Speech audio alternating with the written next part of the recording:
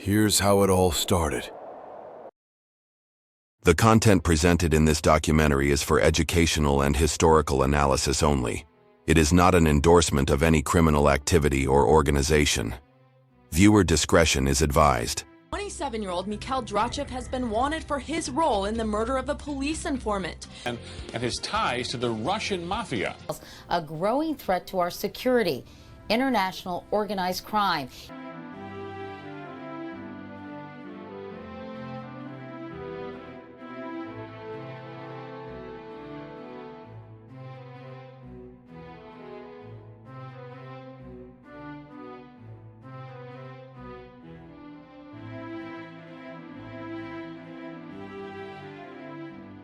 In a world of shadows, there is a code, written not in law but on skin, a language of honor among thieves, and a promise of violence.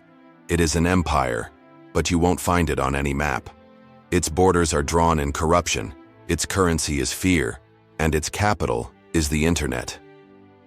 It was born in the frozen hell of Stalin's labor camps, forged in the bloody anarchy of the 1990s, and now operates from sleek anonymous office towers.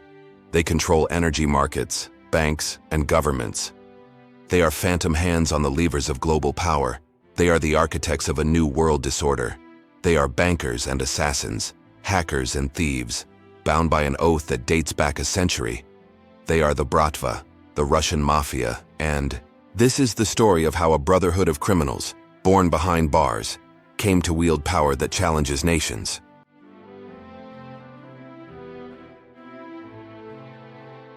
To understand the monster, you must first visit its birthplace.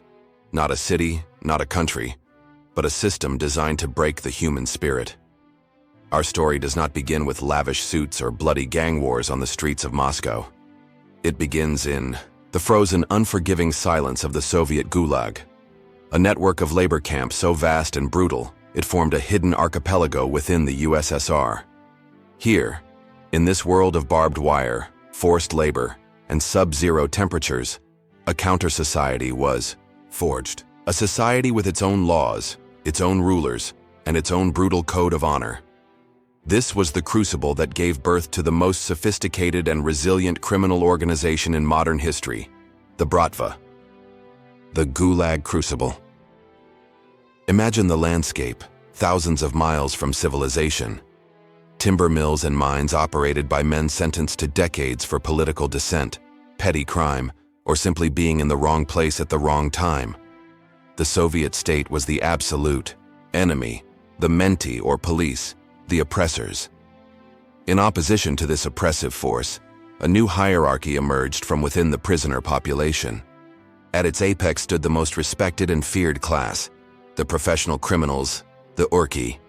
They were thieves, bandits and outlaws who refused to work for the state, surviving instead through theft, intimidation, and their own strict social order. They saw themselves not as mere criminals, but as the only true free men in a universe of slaves and masters. This ideological stance, this absolute rejection of the state's authority, was the seed from which the Bratva would grow. The code, Vorovskoy Zakone. But chaos could not sustain an empire. Order was needed, and order came in the form of a strict, unbreakable code, the Vorovskoy Zakone, the Thieves' Law. Adherence to this code was what separated a common convict from a vor v Zakone, a thief in law. This was not a suggestion. It was a sacred oath.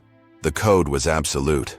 First, and most importantly, no cooperation with the state, ever.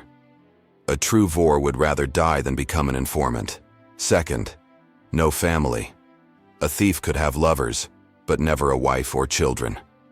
Attachments made you vulnerable. Your only family was your criminal brethren. Third, impartial judgment. A vor was expected to settle disputes among other criminals fairly, without favoritism. And fourth, share all resources.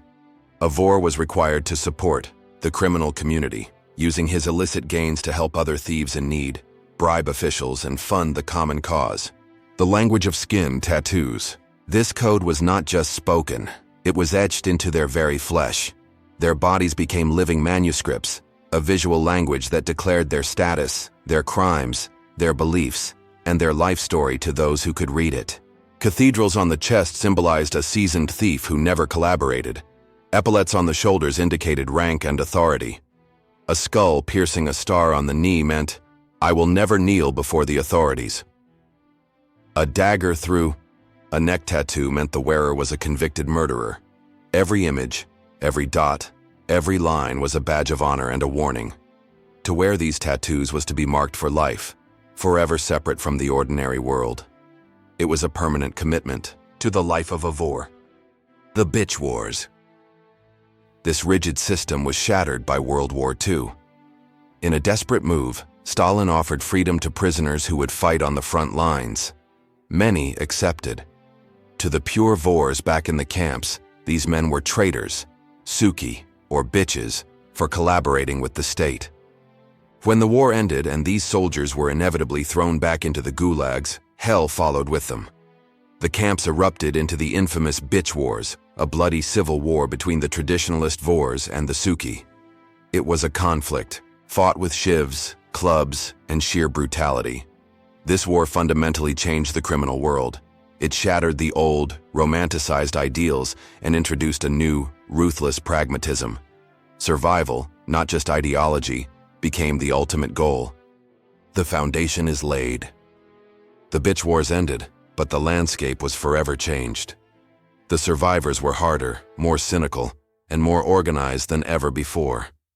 They had learned to operate with military efficiency and absolute ruthlessness.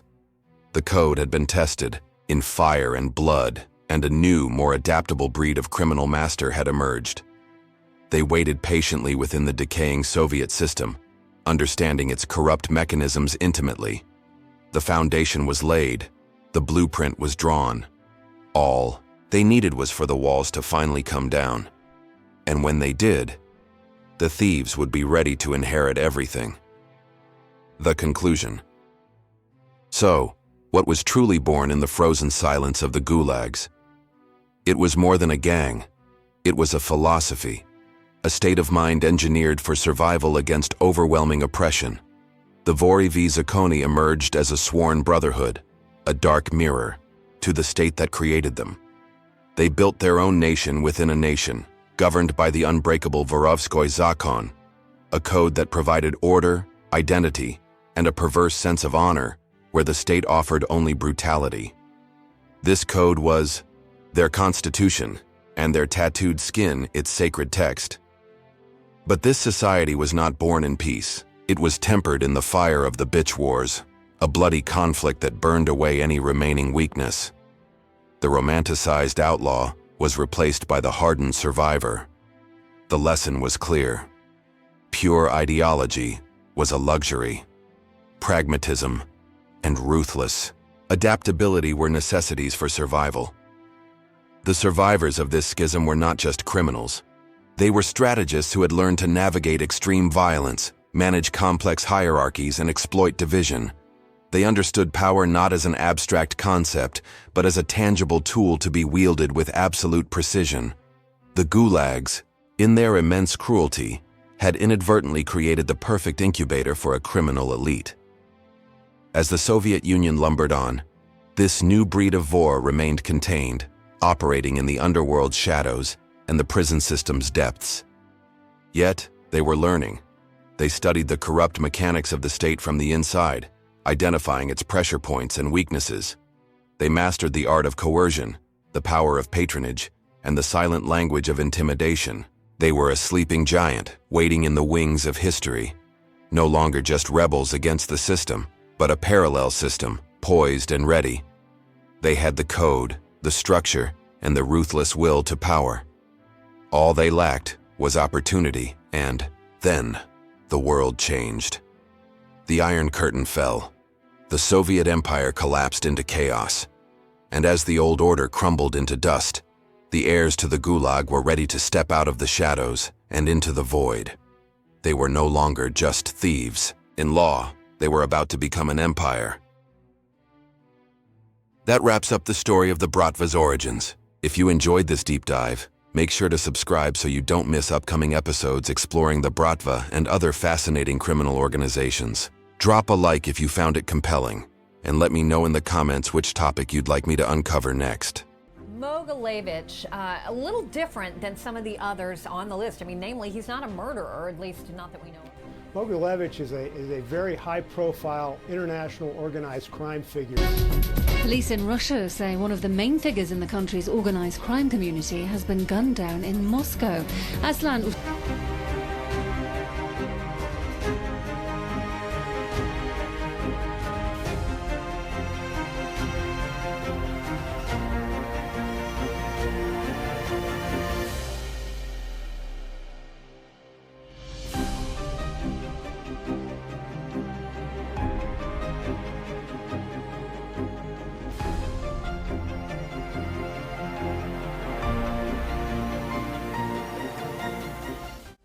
The fall of a superpower.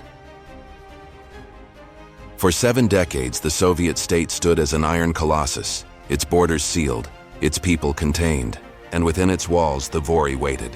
They had been tempered in the frozen crucible of the Gulag, bound by a code and organized into a shadow nation, but they were trapped. Then, history presented them with the greatest criminal opportunity of the 20th century. Almost overnight, the colossus crumbled, the Iron Curtain vanished. And where there was once order, there was now a vacuum. A chaotic, sprawling, and desperate vacuum of power. And into this void, the Bratva did not simply step. They erupted. The Red Dawn in the Wild East. The 1990s in Russia were not an era. They were a free-for-all. It was a gold rush, but the currency was not gold. It was everything. It was state-owned factories, oil fields, aluminum smelters, and banks. The new Russian government under Yeltsin was selling off the assets of a fallen empire at a dizzying pace. And the Bratva, with their intricate networks, their experience in black markets, and their absolute willingness to use violence, were perfectly positioned to become the new owners. This was privatization by predation. Gang wars turned city streets into battlegrounds. The infamous Kazan clan wars, the Chechen mob's rise, the Solntsevskaya Brotherhood's expansion. This was the bloody, chaotic nursery of the new oligarchs. But this wasn't just street crime anymore. This was a corporate takeover of a nation. The brainy Don and the new model. Amidst the chaos of bombings and shootouts, a new kind of Vor emerged. He didn't need to pull the trigger himself. He could orchestrate $1 million heist from a desk. The archetype of this new criminal was Semion Mogilevich. To the FBI, he would become the most dangerous mobster in the world. But to his associates, he was simply the brainy Don. Mogilevich held a degree in economics from Lviv University. He understood global finance not as a thug, but as a CEO. His masterstroke was a company called YBM Magnex International. On paper, it was a Pennsylvania-based magnet manufacturer. In reality, it was a phantom, a shell company built on forged invoices and audited by complicit accountants. Mogilevich inflated its stock by over 2,000%, swindling investors out of $150 million without ever setting foot in the state. This was the new Bratva, sophisticated, international, and hiding in plain sight within the legitimate global economy. The silent conquest, economic domination. The violence on the streets was merely the symptom. The disease was the silent, systematic conquest of Russia's economy. Analysts estimated that by the late 1990s, the Bratva and their corrupt partners in government controlled over half of all Russia's commercial banks and a staggering 80% of all businesses. They didn't just want a piece of the pie. They owned the bakery, the wheat field, and the bank that loaned you the money to buy a loaf. Their methods were a blend of old-world brutality and new-world cunning. A business owner would be offered protection.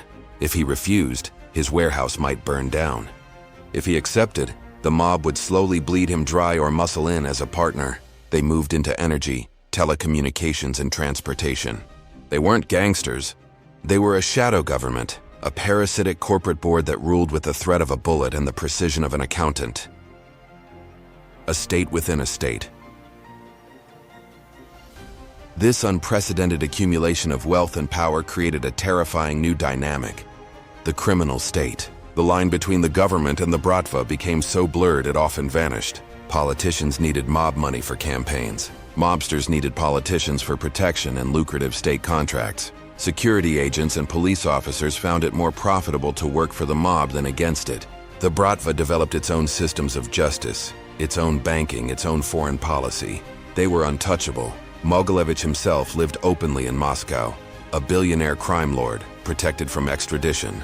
The Vory code of not cooperating with the state had evolved into something far more powerful. They had co-opted the state itself. The calm before the storm. And so, in less than a decade, the Bratva had achieved the impossible. They had transformed from prisoner outcasts into the masters of a new Russia. They sat atop a multi-billion-dollar empire built on the bones of the Soviet Union. They had international reach, political immunity, and an army of soldiers and lawyers. They were at the absolute peak of their power. But empires, by their very nature, attract challengers. And the next threat would not come from rival gangs or even the police. It would come from a newly resurgent Kremlin, and it would force the Bratva to evolve once more, or be destroyed. The conclusion. The era of the Wild East was more than just a period of lawlessness. It was a perfect storm. The Bratva's rise to power was a masterclass in opportunism, a testament to how quickly a highly organized, ruthless force can fill a vacuum left by a collapsing state. Where they succeeded was through brutal adaptation. They evolved from Gulag outlaws into corporate raiders, mastering the two languages of modern power, violence and finance. Figures like Semion Mogilevich were the key.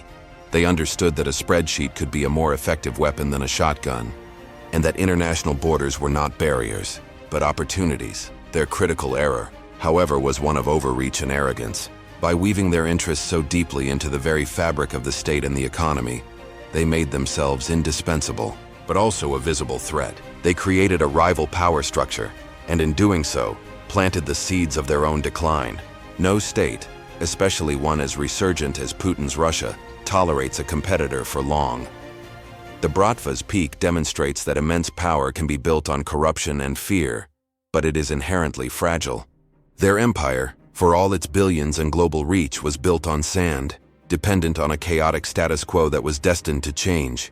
They conquered Russia, but in doing so, they attracted the attention of a state that would eventually demand fealty or force them back into the shadows.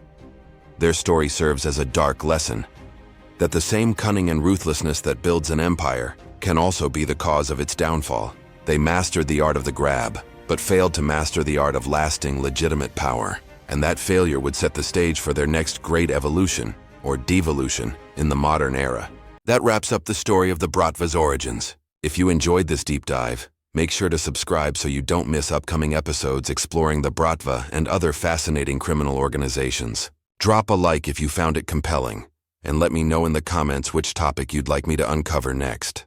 The content presented in this documentary is for educational and historical analysis only. It is not an endorsement of any criminal activity or organization. Viewer discretion is advised. The US alleged the gang are hacking money from private bank accounts and launching ransomware attacks which have cost more than $100 million. Around the world, cyber citadels are crumbling. Ukraine, Romania, Poland, Kuwait, South Korea. But there's one place where hackers are not being arrested. Cash-rich, fast cars, behaving and acting like very flamboyant and extravagant millionaires. Evgeny Burgashev was charged last year by the US for allegedly stealing more than $100 million in a major cybercrime operation.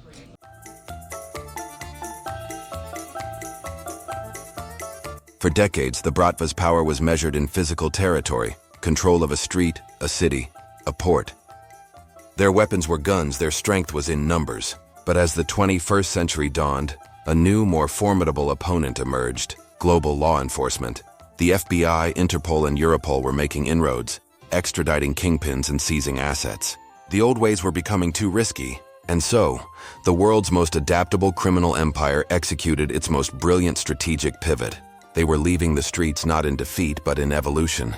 They were going silent, invisible, and digital. The new battleground was the internet, and the new currency was data. The digital war, hackers as the new enforcers. The Bratva didn't need to become computer geniuses. They simply needed to recruit them. They tapped into a deep pool of talent from Russia and former Soviet states. young, highly skilled programmers facing limited legitimate economic opportunities. These weren't thugs, they were cyber soldiers. The new enforcement tools weren't car bombs, but ransomware like Bad Rabbit and CryptoLocker, holding hospitals and corporations hostage. The new extortion wasn't for cash in a bag, but for Bitcoin in a digital wallet. The new theft wasn't from a bank truck, but from a database. Millions of credit card numbers, personal identities, and corporate secrets stolen with a keystroke. By 2014, the cybercrime market in Russia alone was estimated at a staggering $2.3 billion. This wasn't petty crime. It was a shadow tech industry. The unholy alliance, crime and the state. But the most significant development in the modern Bratva story is not its technological adaptation. It is its relationship with the Russian state. The line that once clearly separated the criminal underworld from the halls of power has not just blurred, it has been systematically erased. Under Vladimir Putin's strongman regime, a new pragmatic understanding was forged. The state would tolerate and even protect criminal networks, so long as they operated within unspoken boundaries. No major operations inside Russia, and their skills were available for state interests. In essence, the Bratva became a deniable instrument of Russian foreign policy. Case studies and plausible deniability. Consider the case of Karim Baratov, a hacker arrested for the 2014 Yahoo breach that compromised 500 million accounts. The indictment revealed a shocking detail. Baratov was directed and protected by 2 officers of the FSB, Russia's Federal Security Service. This was not a rivalry. It was a partnership. The FSB provided targets and protection. The hackers provided skills and, most importantly, deniability. This model extends beyond cybercrime. The assassinations of political enemies abroad, like the attempted murder of Sergei Skripal in the UK, often bear the hallmarks of organized crime hitmen, methods the state can disavow. The Bratva, for some, has become a proxy army, a tool for the Kremlin to project power while maintaining a veneer of legitimacy. The illusion of decline. Are they weaker or just smarter? To an outside observer, this might look like a decline. The bloody gang wars of the 90s are over. Flamboyant bosses are no longer parading in tracksuits. But this is a misreading. The Bratva hasn't declined. It has professionalized. The chaotic free-for-all has been replaced by a stable, if sinister, ecosystem. Figures like Semion Mogilevich now live not in hiding, but openly in Moscow. Untouchable by extradition because they are effectively under state protection. The violence is more targeted, more discreet. The money is laundered through more complex international schemes. The decline in visibility is actually a sign of their success in integrating with the system. They are no longer a state within a state. They have become a fundamental component of it. Global reach in the future, an invisible empire. The modern Bratva's influence is truly global. From money laundering in London's financial district to infiltration of the energy sector in Eastern Europe, their tentacles reach everywhere. They have learned to exploit the very openness of Western democracies, their legal systems, their financial networks, against them. The future of the Bratva is one of continued integration with the global shadow economy. They are pioneers in cryptocurrency money laundering, masters of shell company networks, and experts in corrupting foreign officials. Their greatest strength remains their chameleon-like ability to adapt to any environment, whether it's a frozen gulag or the boundless frontier of cyberspace. Conclusion: the enduring shadow. So has the Bratva declined? The empire of the 1990s, loud, brutal, and chaotic, is indeed gone. But in its place stands something perhaps more durable, and certainly more insidious. A hybrid criminal state entity. An organization that has traded the jackhammer for the scalpel. Their story is no longer just one of crime. It is a dark reflection of modern Russia itself, where power is centralized, opacity is a weapon, and the interests of the state and the underworld are inextricably fused. The Bratva was born from the ashes of one empire, and it has learned to thrive within the framework of another. They are no longer fighting the system. They have become part of it. And so we've traced the shadow of the Bratva from the frozen, desperate silence of the Gulag, through the chaotic and bloody gold rush of the 1990s, to its current chilling form, a sophisticated, digital age entity intertwined with the very state that once tried to crush it. It's a story of brutal adaptation, proving that some organizations are like a particularly stubborn computer virus. You think you've deleted it and then it pops up again, having learned to speak a new programming language. It's been a fascinating and frankly a dark journey to research and tell. If you've made it this far through the entire series, from the Thieves Code to cybercrime, then you are clearly a person of refined and intriguing tastes. Thank you for watching. Now, if you've enjoyed this deep dive into the hidden mechanics of power, smashing that like button is the best way to let me know. It's the equivalent of the Vor's secret handshake, but without the tattoo commitment. Subscribing and ringing the bell means you'll get immediate notification when we expose our next target. Because the world of organized crime is vast. This isn't the end of the story. I'll soon be uploading more focused content, deep dives into specific figures like the infamous Brainy Don, Semion Mogilevich, bizarre heists and the strange, hidden economies they control.